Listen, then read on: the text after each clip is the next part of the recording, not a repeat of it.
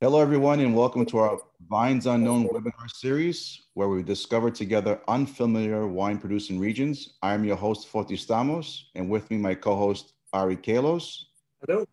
Howdy.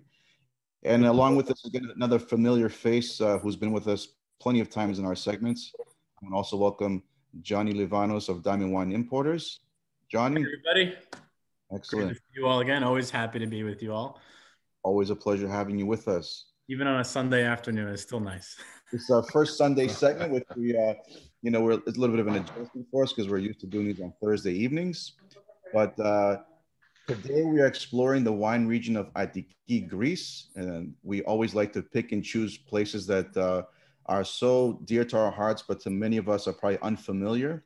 So along with that, we also have a very special guest who's with us, not just from here, but he's actually connected to us all the way from Greece, live from Greece. We have our guest, Stamatis Mylonas of Mylonas Winery. Stamatis, welcome to the show.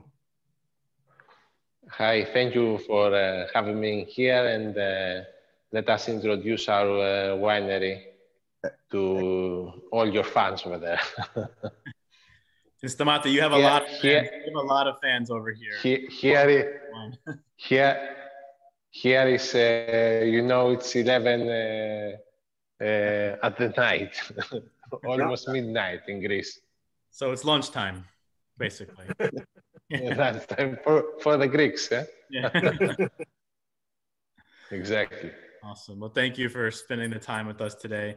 It's a really exciting wine region.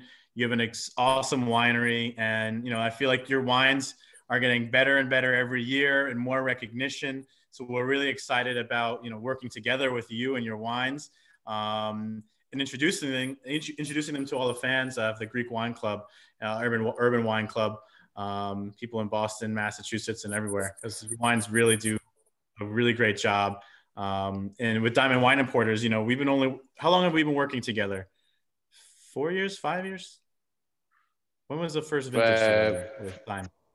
I think it's 2014, the first vintage Diamond bring to USA, I think. Awesome. It's 5 vintages now. 5 vintages. And I think every year it's like we're growing more and more. And we've done a lot of new wines, some classics like the Retsina Savatiano. This year we have the Assyrtiko, which is doing great. So I'd love to just talk a little bit about, what has been so, what have been some challenges, what have been the successes? Well, maybe you could introduce the winery a little bit. Tell us about Mylonas. Yes, Mylonas winery. We are a small family estate. I'm the 3rd generation of the family. My grandfather started the winemaking back in 1917. Back then, he used to make wines in amphora, which was underground. Afterwards, my father began to make wines in large oak vats. And he built a new winery afterwards with inox tank and everything a new modern winery should have. We took over me and my brothers in 2006. Until then, the wine was sold mostly here in the village, in Geratea village. And from 2010, when we start the winemaking here in another new winery we decided to build. It's a small winery in the village of Geratea. We started trying to export our wines. Here, the main grape variety is Savatiano. Savatiano is a white grape variety. And what is interesting about Savatiano is that all the vineyards are very old in age. We are talking about the average age of the vineyards is about 50 to 60 years old. Oh, So wow. the yields are very, very low. And the yields are about 30 hectares per hectare. It's like being in Bourgogne. And that's why we take concentrate juice and fruit, and that's why the wines have such a high quality because of Cool. the vineyards. I think it'd be cool to just let everyone talk a little bit before we continue about Savatiano, the variety. You know, it's one of the most widely planted grapes in Greece, right? Isn't it under vines? It's one of the most widely planted. Is that correct? Yes, exactly. It's not in production, but the vines are, yes, more widely planted. And one thing I love about your wines is, you know, it's Savatiano, like we said, is one of the most widely planted, but I feel like it takes someone like you to show the true appreciation of the grape and how amazing the variety can be. Yes, my father taught me. My father used to say to me that, look, Stamatis, we have an amazing vineyard. And he was expecting for me to do much better wines from him, because he didn't have the knowledge for the winemaking to do such high quality wines. But he believed so much in the vineyard, in the grape variety, especially in Savatiano, and he passed me that over the years when I was growing up near him and playing in the vineyards as a small kid and everything else. Awesome. So you took it to the next level. We tried to. It's one of the reasons why Savatiano is most widely planted is because it's one of the main grapes used to make Retsina. And Retsina is a very popular wine in Greece. I feel like if you know Greek wine, you definitely know Retsina.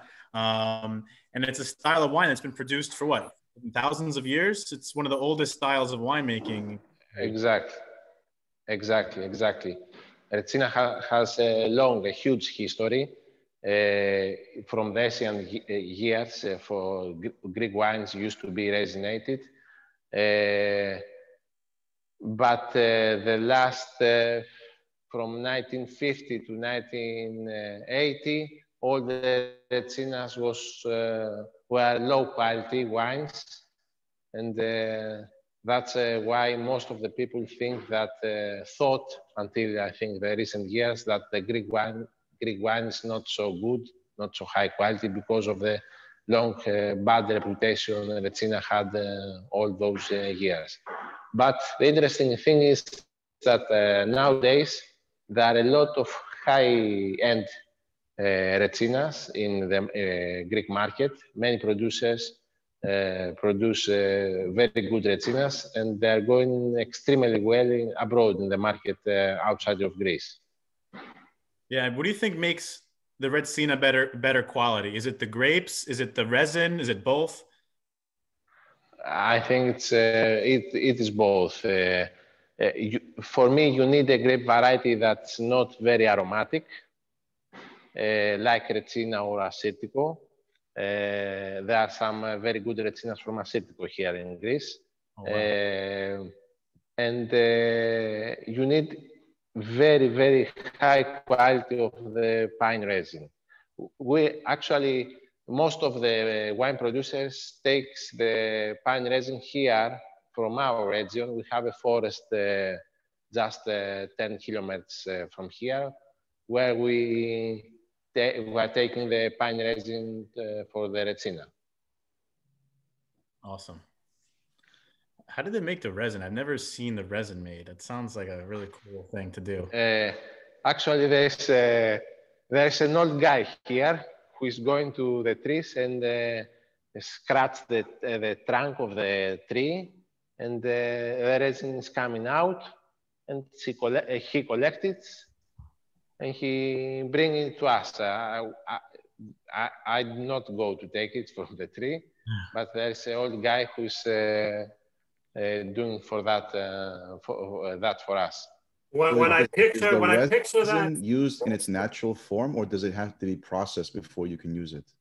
No, no. It must be fresh.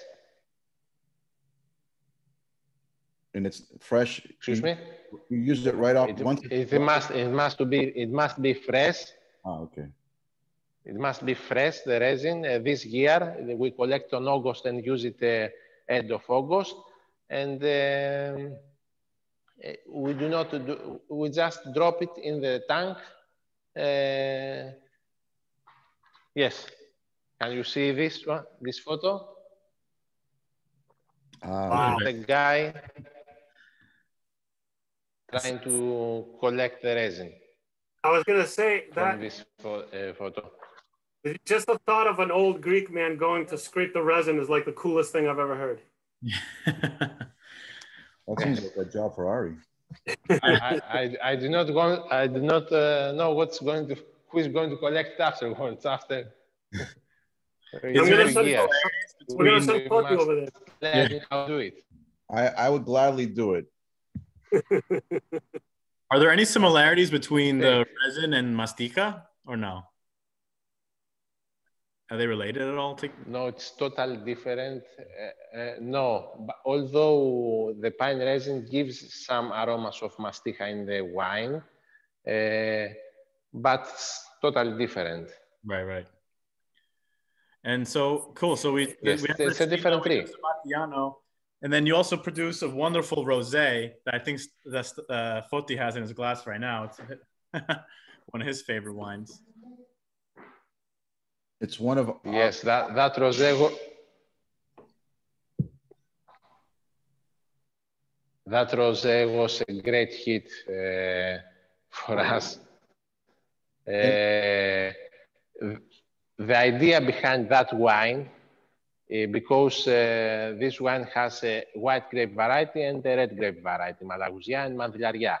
My father used to make a wine here called Coccinelli, which was a red wine, not so red, it's reddish, I would say. And he used to make it from Savatiano, which was actually painted from the Mandilaria grape variety. Mandilaria is a grape variety that has a lot of color. It's very colorful. So he used to, if we can say paint, the Savatiano from Mandilaria. That's how the idea came, to do something like my father used to do. But we use, in this case, Malagousia and Mandilaria. And it turned out to be a great hit. I have to add, Stamati, that the timing of the rosé was perfect, because 3 years ago, when we got access to your rosé in the Boston market, we were part of opening restaurants, and the clientele in the restaurants were mainly non-Greek, but the aesthetic of the bottle and the color of the rosé was automatically reminding diners. It was something that they were used to when they drank rosé from Provence. So they would associate the color right away. And once they had a sip of it, they were blown away. And it was the most popular wine on the whole program for the last 3 years. So not only does it look appealing, but it tastes even more amazing. Yes, it is. Although it has the look of Provence, as you say, when you put it on your mouth, it's explosion from the aromatics and the aromas the wine has. So most of the aromatics come from Malagousia? Yes, you also have some red fruit in the wine, but most of the aromas are from the Malagousia grape variety. Exactly. How does Malagousia compare? You know, Malagousia, for those of you who aren't familiar with the variety, is mainly grown in northern Greece. So it's an indigenous variety to the northern parts of Greece.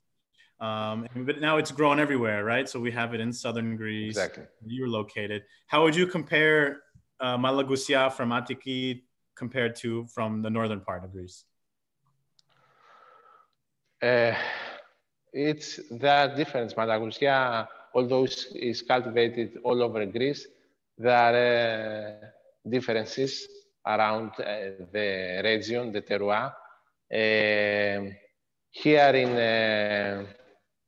in Attica, I believe that Malagousia is the fruit is more mature than the fruit you have in the aromas of the fruit.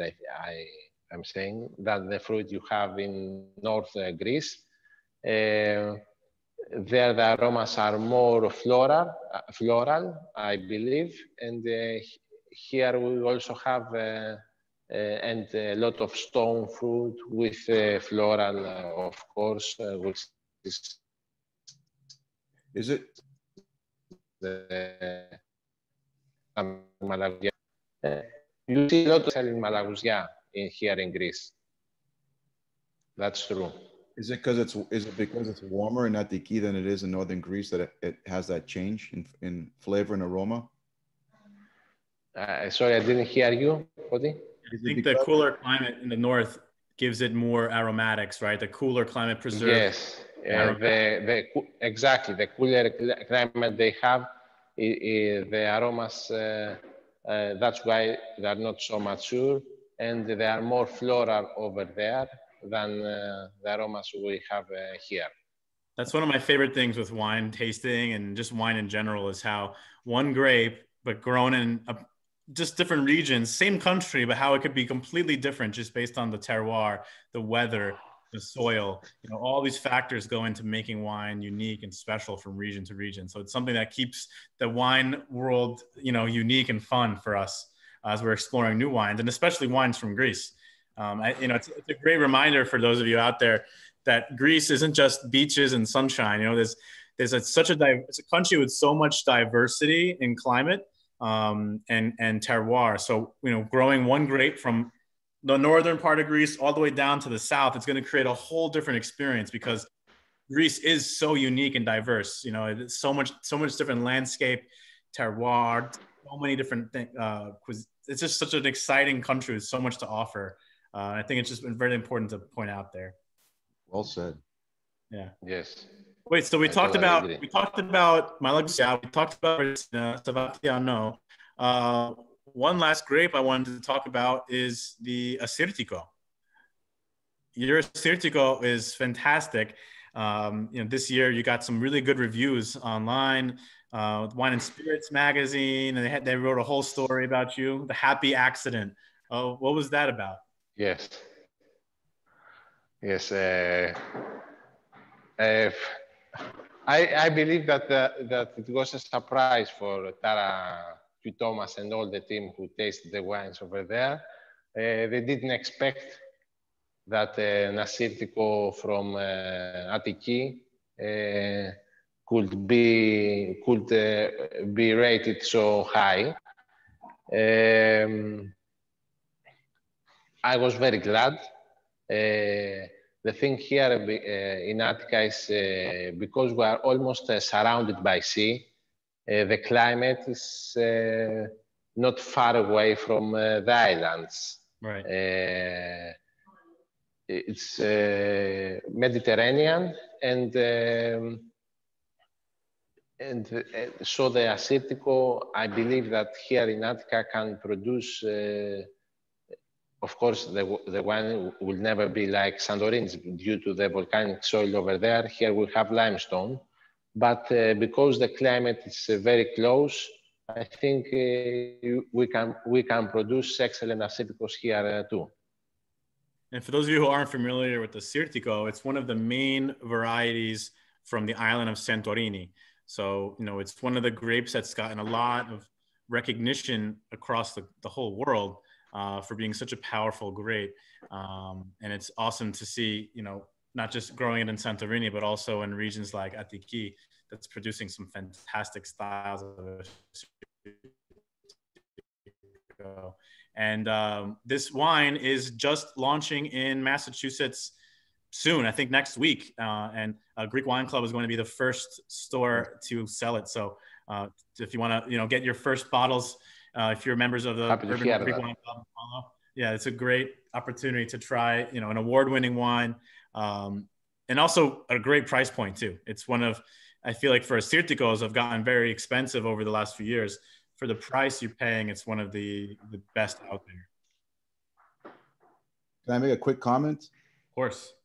You know, I've tried plenty of Assyrticos from the mainland, and it's this psychological thing that there's these expectations of being anxious to try an Assyrtico, and we're always trying to compare them to the Assyrticos from Santorini. And some of them have fall a little short because obviously they're from two different areas.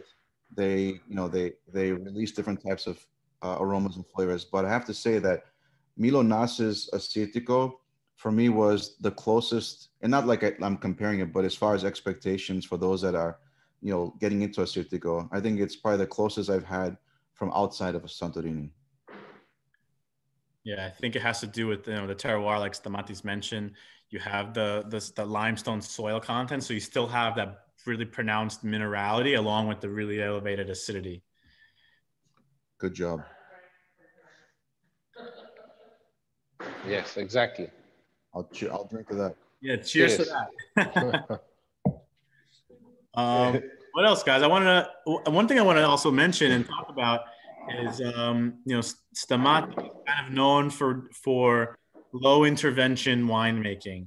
You know, he's definitely one who lets the grapes do the talking, I think. And then you also have another wine that is a little more specialized, is the Naked Truth. What's the Naked Truth like? How would you describe making that wine? And is that something, that a philosophy you have with all of your wines, kind of letting the grape, you know, do most of the work, no intervention? Yes, what I believe and my philosophy is based on the respect to the nature, to the winemaking process, and do as less as possible. Let the grapes express themselves. So the Naked Truth wine is a wine that I wanted to show everybody what Savatiano can actually do without any intervention from us at all. So Naked Truth is a single vineyard Savatiano with even lower yield, about 20 hectoliters per hectare. The subsoil is limestone, the topsoil is gravel, and after the harvest, the grapes are fermented with the skins for about 20 days, and then goes to press. And we do not do anything at all. Indigenous yeast, 100%. Just a medium filter before bottling to keep anything solid, not to enter in the bottle. Would you call it? I think it's the. Excuse me?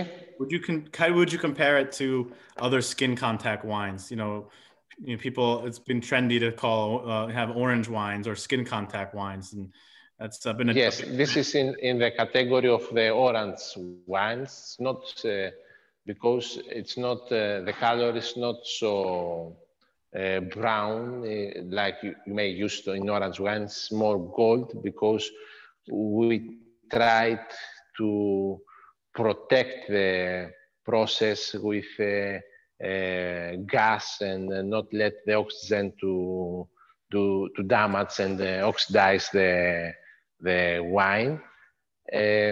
So the color is kept gold, not oxidized. And it is in the category, I do not actually agree with the term in the natural wine category. I don't agree with the term natural because every wine is natural. Yeah. That's why, and we are not writing that in the label and call it the truth at all. And the expression of the Attiki terroir and Savatiano grape variety. But if you want to put it in a category, it's an orange wine, and it is in a natural category wine. Yeah, I think that's a really good point you made there, Stamatis, and maybe Foti. I wonder if you agree here, because natural wine is one of the biggest trends right now in the wine world. You're seeing so many natural wines pop out in the market, but sometimes they're not. They're just too, like Foti mentioned, they might be oxidized, which is they might be damaged, or they're almost too sour, or there's so many different crazy funky flavors going on. And what I love about the way Stamatis talked about his wine, and it's true, the Naked Truth, it's a really good wine, and you have a lot more richness and flavor from the skin contact, but it's not this crazy thing. And also, yeah, it's true, like to call wine natural, like in Greece, all wine's natural. I mean, wine is a natural product, right? So I agree, it's kind of a weird term, a natural wine, and I like the naked wine better. That's also the Greek way. The nudist. I think the term the term natural has been, I think, either misused or overused for a lot of marketing purposes with today's productions. Mm-hmm. Everyone is all about, making decisions of getting cleaner wines, the health perspective. They want wines with very little additives. And there's a lot of productions that are following that direction of, low intervention, minimal interruption to their winemaking process. And there's all these different terms and labels that they're using. And there's all these debates now, what really defines a natural wine. But there are more and more producers that are bringing it to the market. So a lot of consumers now are intrigued. Oh, I like to try natural wines, but most folks I find are a little hesitant or are taken away by the textures and flavors of wines that are made in this fashion. Yeah. Because they definitely produce different aromas, different flavors, different textures. But having said that, Stamati, could you technically say that these wines are organic if we're talking about low intervention and letting the grapes? Yes. Right? Actually, most of the wines here in Attica are practically organic, not only our wines, most of Attica wines, because we do not have to spray anything due to the climate and the weather. Here, as I am always saying, we are in the unhappy position to wear sunglasses 300 days a year. So we have so much dry weather, so no humidity at all, no problems with the vineyards, no diseases. The winds are turned over with the tractor. We don't use pesticides. So it's practically organic wines. This is as I'm always saying, this is the traditional way of farming in Attiki. We only add the sulfur on May and June to protect the grapes from possible oidium. The only thing you may have here is some oidium. We are protected from that with sulfur and nothing else. All the vineyards practically organic. So that's as clean as it can get. Yes. Excellent. Something to keep in mind. That's awesome. So one other thing, maybe this is a good segue to bring Urania here, but one thing I wanted to make a good point of is if those of you who are traveling to Greece, Attiki is one of the closest wine regions to Athens.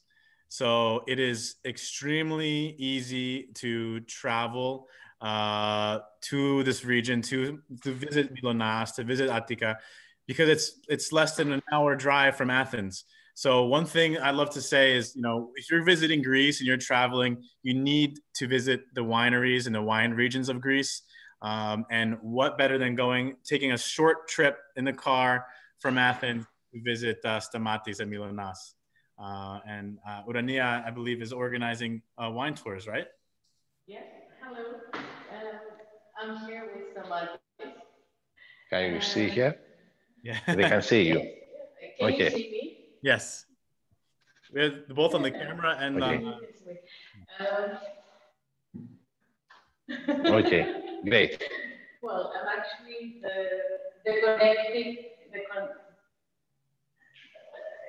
the connecting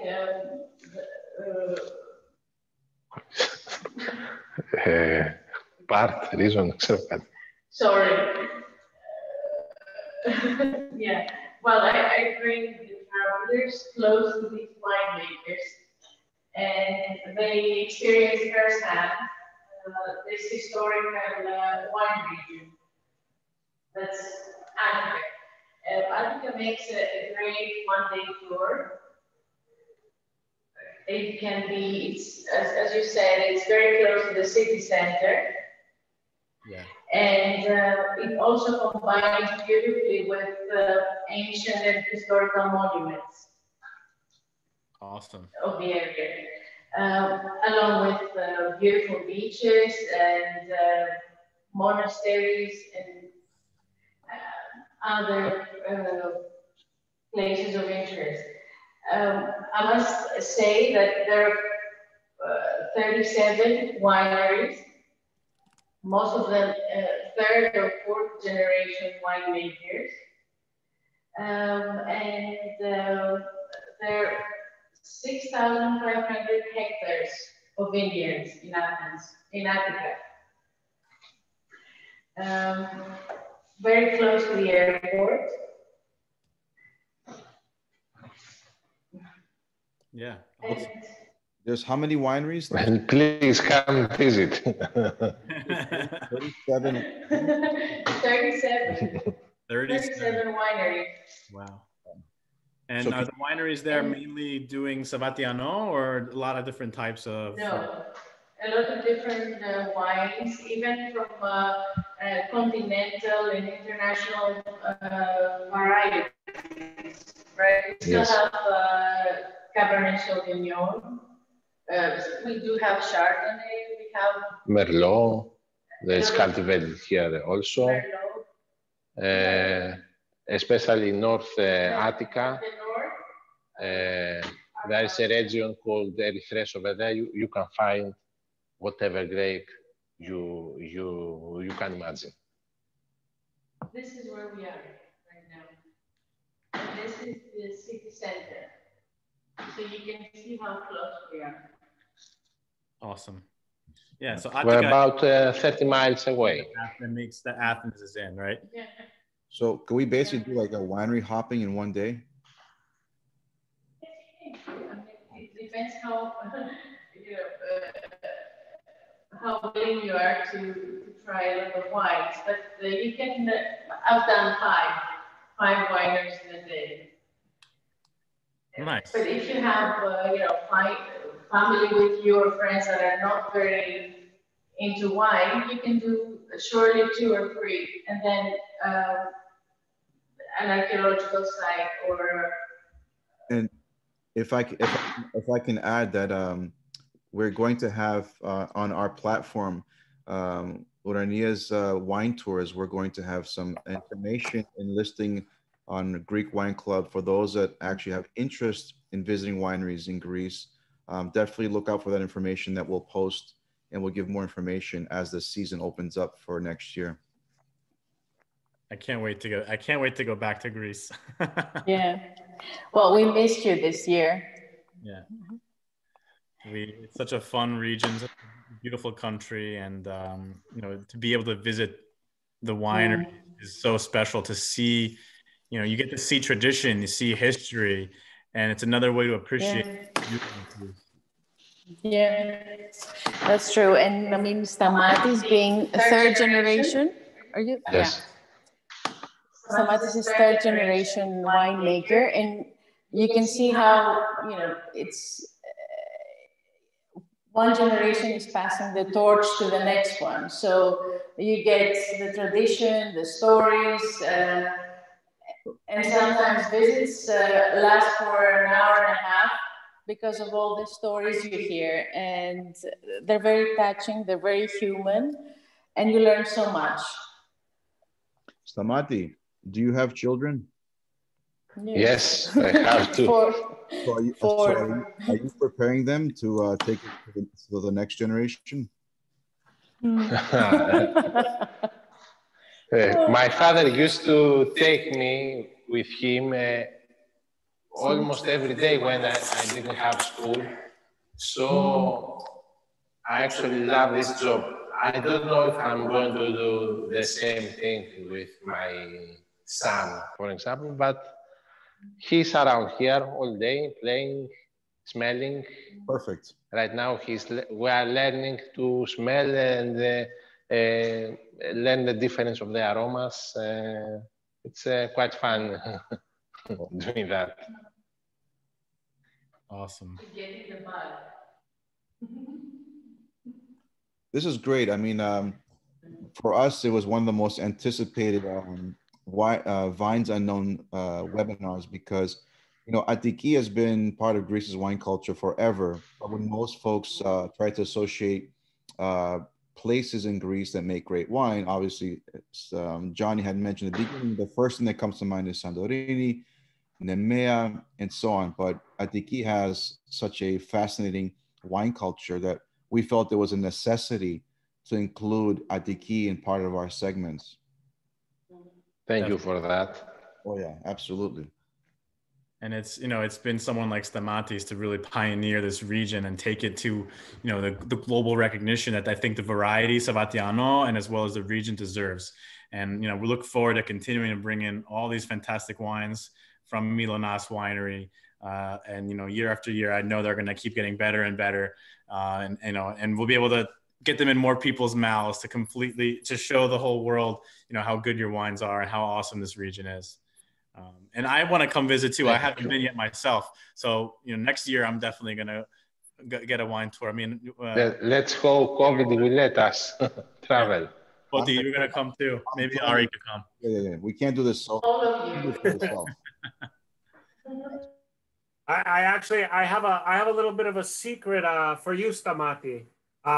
We've done many of these webinars online, but before we started recording, before you came in, I heard Foti and Johnny talking about your wine and how good it was.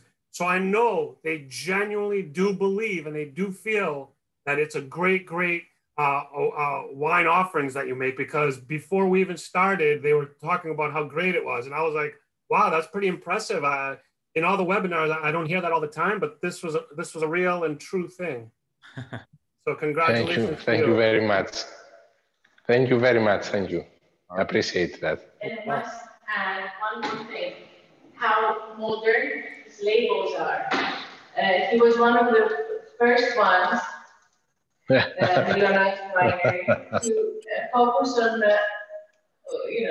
on how the labels look. Urania, can you show that? Can you show that into Stamatis? Yeah. What if Stamatis we frame? have Urania use Stamatis phone for the visual and the voice? This is Assyrtiko. There it is. Okay.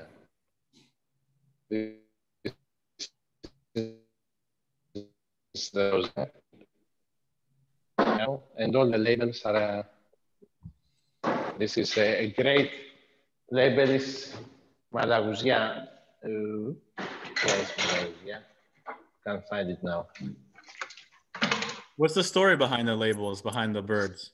Can't find that. Yeah, that's interesting. As I told you, we are a family estate. Quite everything passed from my hands. I am the vineyards with my tractor, cultivating the vineyard. So while cultivating for seabirds and magpies, we have a lot of magpies here in Attica, comes behind the tractor trying to eat from the soil, worms and stuff like that. And yes, and so the birds are my company in the vineyards. That's how we came up with the bird in our labels and in our logo. In Assyrtiko and Malagousia, we are using two graphics from Fairy Tale, Alice in Wonderland. Assyrtiko is the king frog, because Assyrtiko is considered as the king of the grapes here in Greece. And Malagousia has the princess, the queen, because it is considered as the queen grape variety here in Greece. That was the idea behind the labels. Awesome. The designer is a young guy, very talented, and help us. The truth is that he help us a lot with the labels. Awesome. The beautiful logos. I think people really love the cleanness, also the eye-catching images on the labels. I always get a lot of compliments when I show the labels to people. I'm glad to, you know. You can't judge a book by its cover, but you know, when there is an attractive label, it does make people invite them more to really kind of dive in. And you know, I feel like your wine does deliver, right? Great. Should we open up some question and answer? Yes, absolutely. Are queued up? Attiki, go ahead. I gave you one of the questions. I don't think. I've got a couple from my end that I can start off with once you get ready, Ari. Yeah, go ahead. So I know, Stamatis, you did touch on this, but one question is that are the wines certified organic, or do they need to be? No, they are not certified, although the practice is organic. We have stopped certifying them about 4 years ago, I think. Mm-hmm. Can you hear me? Yeah. Because we saw that most of the markets didn't care if the wine was certified organic or not, and we decided to stop doing that, to certify, although the practice we are using is the same as before. Yeah, one thing that's important to mention is to certify organic, to get the certification is an extremely expensive process. Expensive, yes, exactly. You know, we're dealing with smaller properties, small wineries like Mylonas. The expense of doing the certification is like all the profits. So, you know, it's very important to know, like, even though sometimes you don't have the certification, it doesn't necessarily mean that it's better, you know, if there's no certification or, you know. Yes, because you must. You continue. Sorry, Johnny. It's okay. You must certify every single vineyard you have, and we do not have one single vineyard, all the 12 hectares. They are in about 25 different spots. So if you are going to certify every different vineyard, the cost is huge. Got it. Exactly.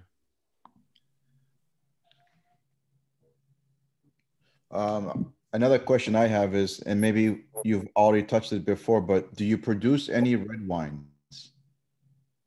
Sorry, any? Red. Do you produce any red wines? We produce only one red wine. It's a blend of Merlot, Agorgitico, and Mandilaria. You must keep in mind that Attica is mostly a white wine production region. About 90% of the grapes here are white.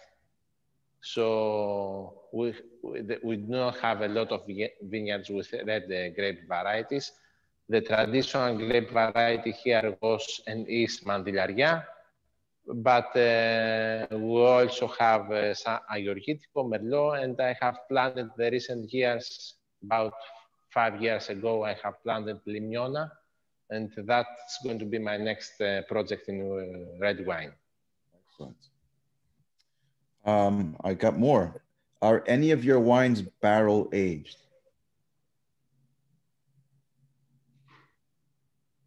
Yes, except the red, which has 8 months in old oak casks. We have a Savatiano version, which is fermented in barrels. The barrels are oak and acacia together, the wood. We have this white label Savatiano oak mature, we call it, and it has 6 months barrel aging. So it's barrel fermented, not barrel aged. Both. Both. Fermented and stay for 6 months. Interesting. Is that something that, Johnny, is that something that's available in the U.S. market? Which one is it? The oak mature. No, they haven't brought it yet. I think you may have samples over there, but you haven't brought it yet. I think, yeah, I think that was a wine we bring just for special requests. Wow. That sounds pretty cool. Definitely bring in, if you're interested. Oh, yeah, absolutely. Well, you have to come over to try it. Yeah, that too. Oh, that's the plan. First, we got to try it in Greece, and then we can bring some back here. Exactly. But another question, one of our guests, going back to the rosé, big fans of your rosé, is how much time is there skin contact with the Mandelia in this production? Let's say that the harvest is the same day. Yeah. So Mandelia is harvested quite early. Destemming and 14 hours skin contact to gather the grapes in the press here. Press, and then afterwards we press them and fermentation. So 14 hours. 14 hours. 14 hours. Yes. We've been doing a lot of segments on the understanding of rosés in a lot of our seminars. And a lot of our guests are starting to understand what rosé really is. So now we're getting our guests who are actually asking really clever questions. Excellent. Ari? Did I interrupt you? No, it's Rania. Your audio is picking up on Stamatis and yours. Yes, that's why we keep muting you.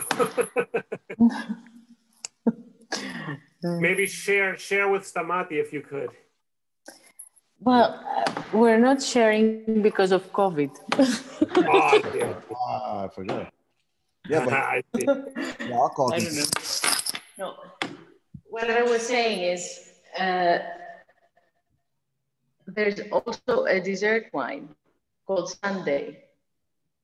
Oh, it's called Sunday? Yeah, there come there. I have it. Did I hear that correct? Called Sunday? Yeah, it's called Sunday. Yes, we also have a sweet wine from Savatiano and a little bit Aidani, which is fermented in amphora, like my grandfather used to make wines. That is an idea. It came up because I actually grew up listening stories, bad stories from my father of how my grandfather used to make wines. So that's why I wanted to make a wine in amphora, and we did this one, this sweet version of Savatiano. It's beautiful. Could that be called a late harvest Savatiano? This is a late harvest, not so late. The Beaumet is around 14 Beaumet, but we left the grapes to concentrate more after the harvest under Sando, and then press and fermentation in the amphora. Awesome. Wow. This is not very sweet. This is not very sweet wines. The residual sugar is about 80 grams per liter.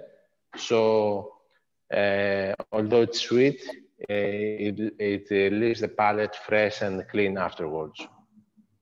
Would it be almost like comparable to like Riesling, if that state? It's the sweetness. Would it be compared to almost like a Riesling in sweetness? You could say there are different styles of Riesling. That's Spätlese, Auslese, Birena. Right. It's this is about 80 grams, maybe like it's Spätlese, something like that. Okay. I don't think I've ever had a dessert wine made from Sabatiano yet. So that's another reason why we have to go to The traditional wine. A lot of reasons to get there together. I'm gonna start booking tickets. It's okay. We'll bring an extra suitcase just to bring home a whole bunch of stuff. I don't think it's gonna make it to the airport. Yeah.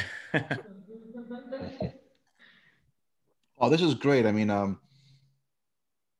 the fact to get to know Stamati a little more and get to know more about the family history, the production of what they make, a little bit about Attiki. And where exactly in Attiki are you, Stamati? We're in a village called Keratea. You can show a map here. Keratea, can you see? Keratea is down where Ryan. So here is the airport and the Athens over here. We're about 30 miles south. We are almost very near at the edge of the peninsula. Sunio is not very far from here. Imagine that we have the sea about 10 kilometers in each side, in three sides. Awesome. Before we wrap this up, I have one more question that just came in. Stamati, any plans to make a sparkling wine? Well, I have tried to make a sparkling wine, and I'm experimenting with, to tell you the truth. I have been experimenting the last 4 years with sparkling Sabatiano. Wow. But I'm not really still trying to find something unique, something interesting, more interesting. So I'm still experimenting. I want to see what Sabatiano can do in every version: sparkling, sweet, dry, everything, skin contact. That's awesome. Wow. I believe a lot in this grape variety. That's awesome. Well, keep us posted. Absolutely. Will do. I think, Ari, those are the questions I have on my end. Yeah, that was the last one I got. So yeah, we're running just about an hour. So yeah, we can wrap it up. I personally want to say thank you so much, Stamati. Thank you for taking the time. Thank you for connecting with us from Greece.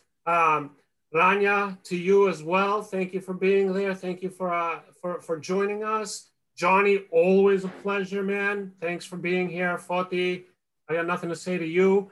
But everybody else, thank you so much. Well, thank you for... Hey, one more thing. Thank you very much. Before we let everybody go, I just want to remind all of our guests who are listening now and when they listen to this segment, you can find some of Stamati's wines on our platform at greekwineclub.co. We've got the Sabatiano, we've got the Rosé, and we've got the Retsina available for purchase on our website. So please, take the moment to take a look. You definitely won't be disappointed. You definitely need to try these wines as soon as possible. Yes, absolutely. All right. Thank you, everybody. Thanks, everybody, for joining us. Thank you for everybody watching. Thank you very much. Thank you, Stamati. Thank you, Rania. Good to see you guys. Thank you. Καλό βράδυ. Cheers. And we'll have this available as a video and as a podcast, so check that out as well. And thanks, everybody. Have a great night. Thank you, Johnny. Enjoy your dinner. Thank you. All right. Bye-bye, everyone.